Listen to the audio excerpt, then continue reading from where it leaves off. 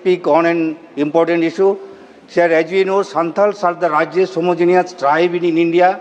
They are mostly inhabited in the states of West Bengal, Odisha, Jharkhand, Bihar, Assam and Tripura.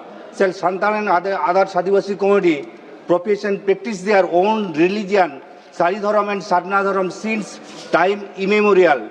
Sir, although the right to practice, profess and propagate our own religion as per Article 25 and 26 of the Constitution of India, yet the Santals and other Adivasi communities has not been yet allotted separate religion code for Saridharam and Sadnadharam. Sir, I would like to mention here that West Bengal Assembly has already introduced and approved a bill as per motion under Parliamentary Rule 185 for allotment of separate religion code Saridharam for Santal and Sadnadharam for other Adivasi community on 17 February 2023.